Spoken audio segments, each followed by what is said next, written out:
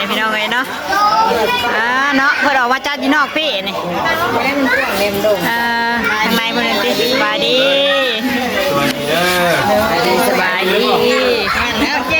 เฮ้ยปิดเพิ่นเอาไปเพิ่นเด้อเจ้าของวันเกิดนะเจ้าของวันเกิดมีไผเทียบเท่าได้เนาะ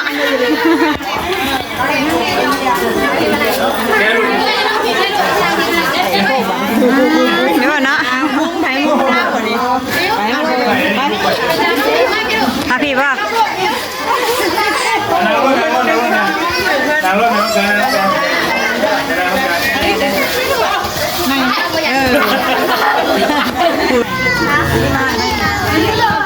เด็กเป่าเค้กมันจะยิงดิดอยู่คนเดียวพ่อบิ้วไปบิ้วไปน้องพิงนะลูกนั่งใกล้กันแม่เจ้าหูไปลูกไปบิ้วน้องพิงนะลูกล่ะนั่งใกล้แม่เจ้าไว้ลูกไปโอเคไปมือเตะหน่อยนึงดีเลยนั่งใกล้น้องวัฒนาจะเพิ่งบนกันเขาให้ละร้านค่อยให้เราค่อยออกนะออกนะใจไม่ได้เลยอยู่ก็ได้ดิวต้องไปข้างในเลยเนี่ยจะไปหาในตู้แล้วเลยจะเป่าน้ำกันหรือไม่กินนั่งน้ำไม่อดเป็นหายจากเป่าอ่ะจะน้ำหูน้ำตาเนี่ย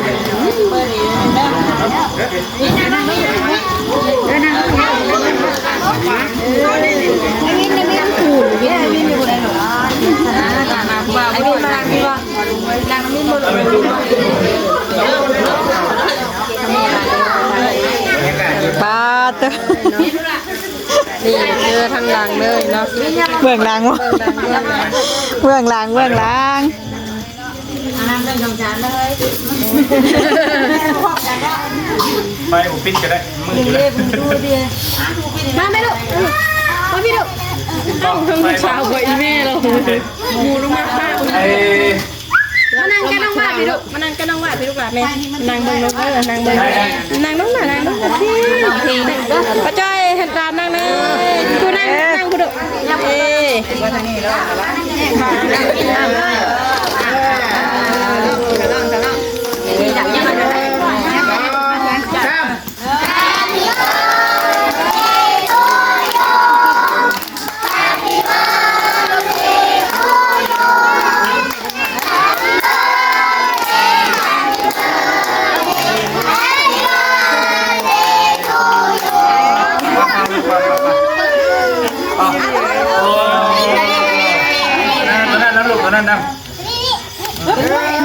ค่อย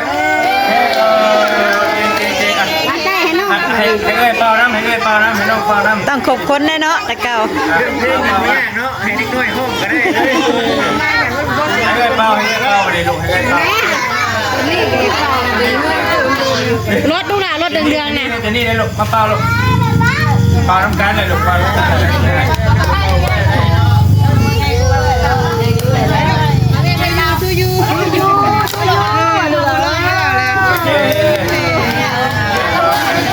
ลูกตาเปล่าเอาก้อนเขาเอาลูกเ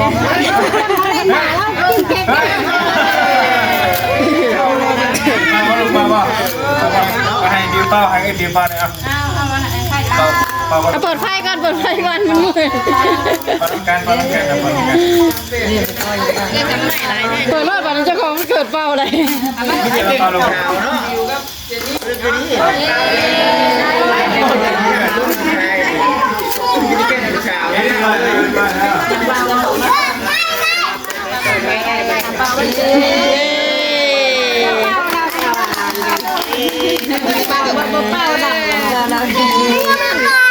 ยังไม่ได้เปล่า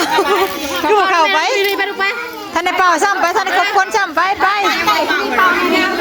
น้ำผิงท่านในเปล่ายังไปให้แม่พาไปอันนี้แหละเขาจะอยากให้เปล่า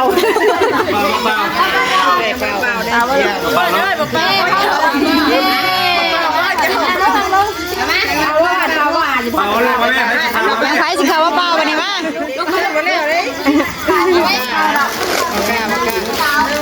กล้าเปล่า กล้าเป่าบ่เลี้ยงแถวอยู่เนาะเดี๋ยวน้ำลังนั่น ลูกเคยเขาเฮ็ด นี่ก็ยังร้องไห้อยู่เป่าน้ำหมูว่านี่มาเด้อตั้งข่าวมาเด้อยังได้อยู่เลยยังเพิ่นเพลงนั่นเนาะเด้อชื่ออยู่ย่าเราดูหน่อยคนบ่ได้บ่ได้กินเค้กกินนะ เอาถ่ายรูปบ่ แม่ พี่มาถ่ายรูปไหม หันกินบ่นี่ นี่วิดีโอก็ได้หรอมาทำงานมาถ่ายรูปลงมา อ้าว 1 2 3 แน่มาทำนี่เด้อตาเล่ได้ เดือนพี่แล้วติมันจิเลยยอดว่านับไปดีแหละ เคยใครเจนนี่ตีเลยเจนนี่นั่งตีเป็นไรเอง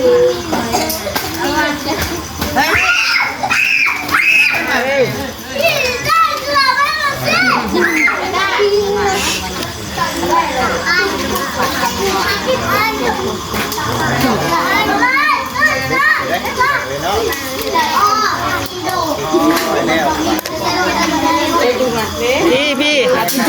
นั่งนี่พี่เพิ่นนะยังเบอร์เดย์ทูยูอยู่เนี่ยน้องแล้วเดี๋ยวผมเนี่ย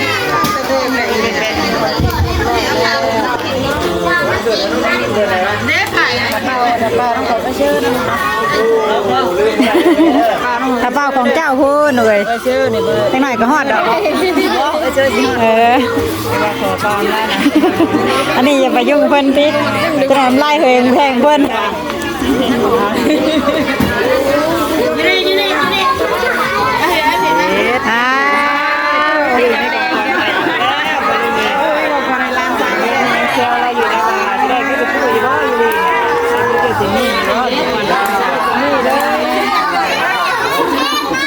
เดี๋ยวเลยสวยงานลังเกียจได้มันร้อนหรอ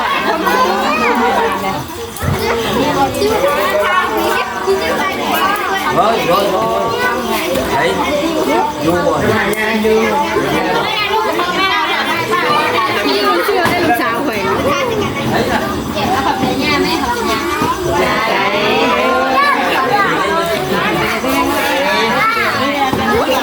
ได้นะที่ไปตี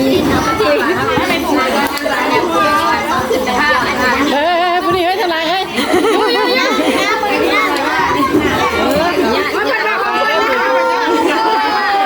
ดีใจแล้ว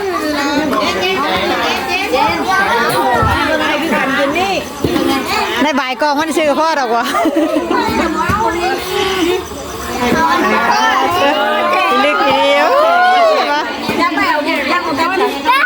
ว้าวโอ้ยอย่าให้เอื้อยก็ดูนะกอกไข่ คนใหญ่ช่างไว้เนาะเป็นกระโตใหญ่กลัวเอื้อยแต่ว่า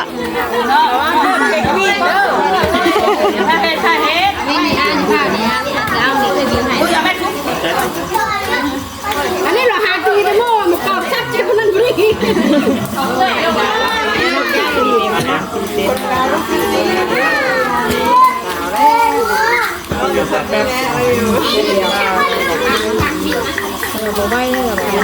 ถึงเติบได้ติก็ธรรมดาได้เนาะทำนี่ว่า3 ปีผมหอบ3 ปีพอดีบัดน้องอันนี้2 ปีเนาะน้องอันนี้วัดเจนนี่นี่น้องเจนนี่2 ปีใหญ่แฮมเนาะใหญ่กว่าเอื้อยอยู่ดีใหญ่กว่าเอื้อยอีกใหญ่กว่าบิวอีกเบิ้ลกันที่ตีหรอกเบิ้ลกันมื้อนี้เดี๋ยวเราใช้เบิ้ลนะ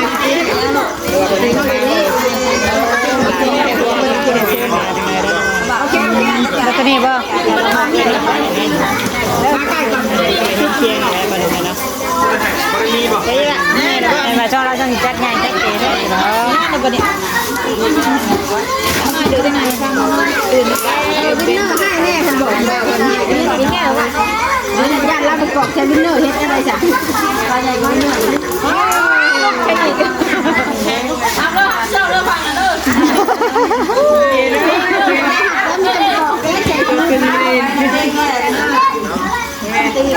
กิน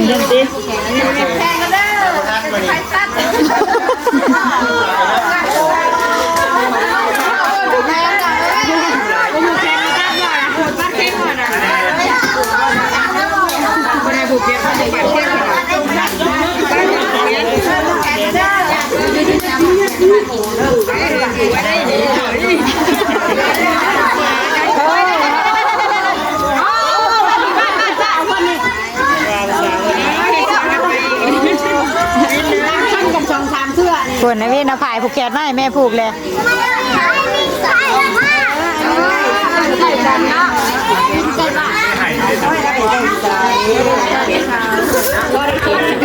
กาเกียบไปผูกแขนพี่น้องไงเนาะผูกแขนเพิ่นก้อนเนาะมันเกิดเล็กน้อยว่าเสียอยู่แล้วจะเราไม่ได้กินเค้กนะเอาไหมสันเราไม่ได้กินเค้กได้อัน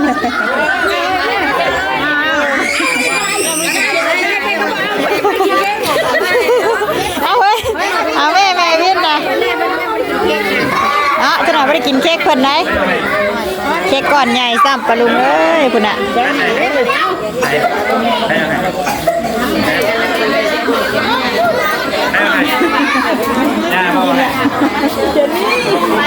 กินน้ำมันเต็มหน้าเฮ้ยเต็มหน้าเพิ่นเนี่ยปากรวบ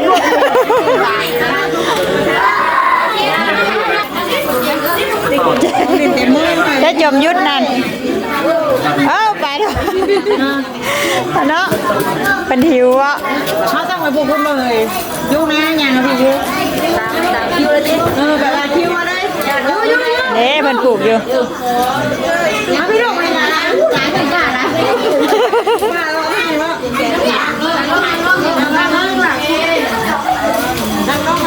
ามแล้วนี่กิน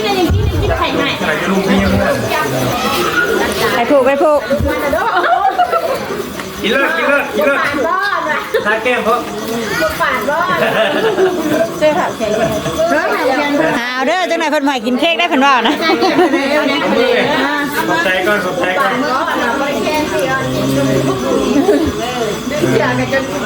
เชื่อสิค่ะล่ะนอนเลยเช้า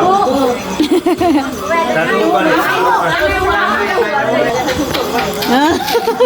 ไม่เหลือพ่อ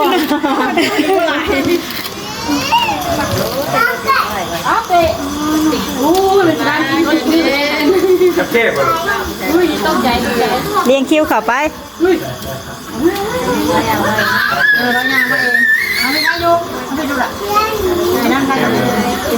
ยาวพี่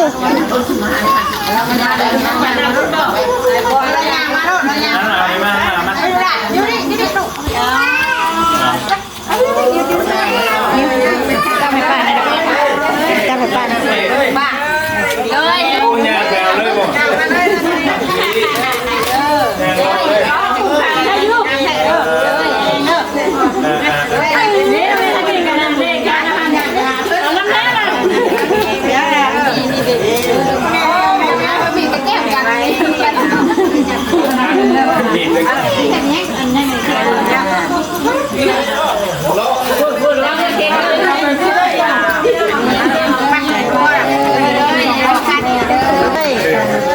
น้องไม่ดิน้องได้น้องเนี่ยน้องใหม่เลยยุ่งว่าพี่จะหาเขียนทุกคนจุ่มไว้เด้อโดย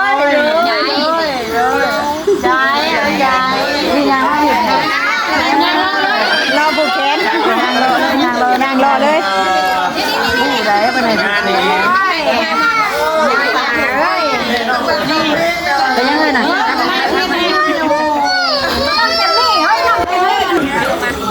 มากกันยุ่มแล้ว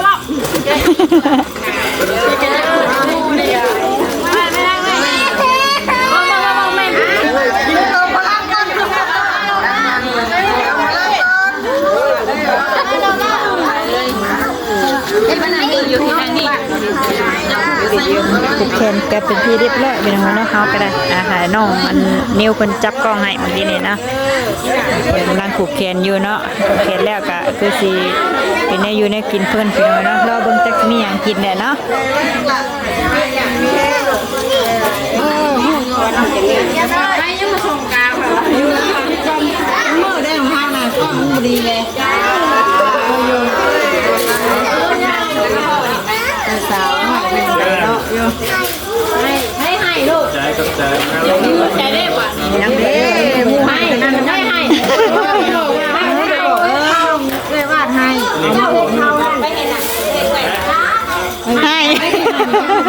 ให้เฮ็ดด้วยให้นะ ของเด็กป้าได้สิดู อันนี้ก็ได้วันเกิดบ่นี่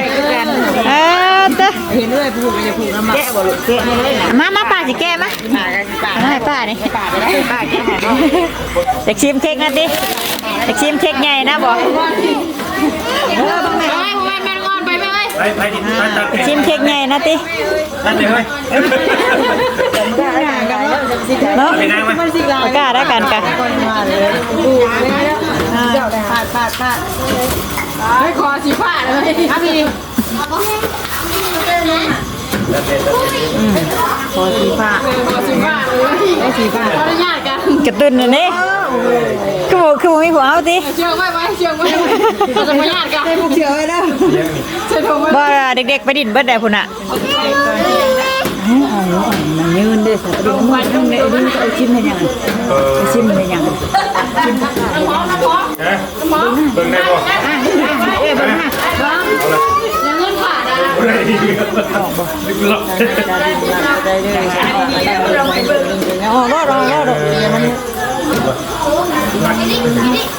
ไอ้ดีได้มันคูเลย เบิ่งก่อนใหญ่ทำเนาะ ตาเขียนกันคูกันแล้วไปเนี่ยลูกยังโอ้ยให้แถวด้วยเด้อเอาก่อนเดินแถวเดินแถว เดี๋ยวใกล้คิวแล้วติ คนที่สามคน ใกล้แล้วติบ่ ตายแล้วแล้วกันจะพูดหนูว่าเมียนุ่มหนู ยันเบิดแล้วเนาะ รีบร้องของแรกอาจจะพิจารณาแล้วกูเอ้าจะเป็นหัวแถว หัวงูหางงูอ่ะเนาะมาเลย เดี๋ยวนี้นั่งมาเดียวได้ มาเลยมาเลย ทำนี่ตัวได้ดี แม่สายใจคน อ้าววันกายแล้วเฮ้ยกายแล้ววันนี้ เด็กก่อนเต็มตีน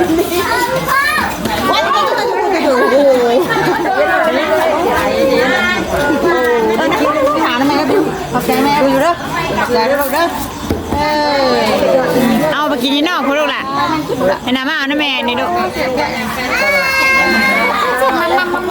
ปอดเอ้ยนะคุณ ลูกชิ้นในจังกินเป็นย่อกันเย็นๆ ใจเย็นใจเย็น ลูกมือกันใจลูกใจจับคนน้ำคนนั้นไหมคนไม่มาลูกเป็นยังลูกเนาะลูกเยอะ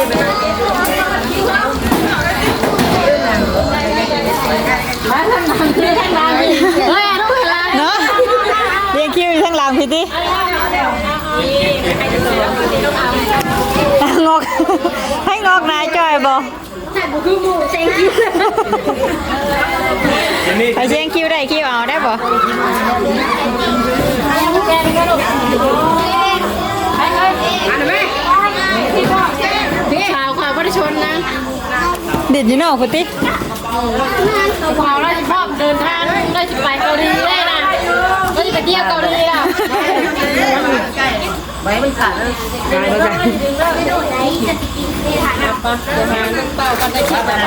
ได้เลยบ่นะอ้าวได้เดี๋ยวไปได้เนาะไอ้หมูต่อคิวไหมบัดนี้มาไม่ได้พูดนะเนาะแม่แล้วไปรอคิวทุกคนกันขนาดไม่ได้กินได้นี่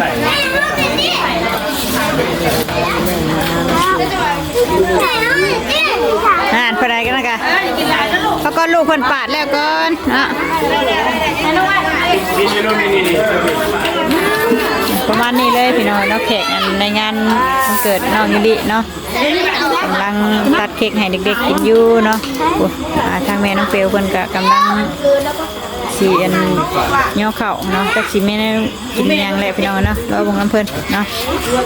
ทางแม่อินเตอร์เพิ่นมาเมื่อเช้านี้ว่าเป็นลาบไก่ว่าซั่นเนาะ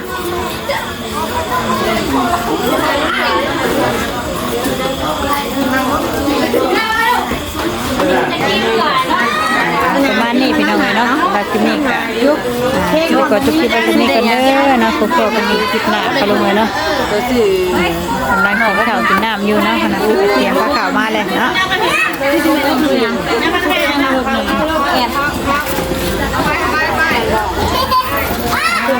ส ำหรับที่นี่ลาแล้วเรามาวันเกิดน้องยูรีพี่น้องเลยเนาะมาที่นี่สบายดีพี่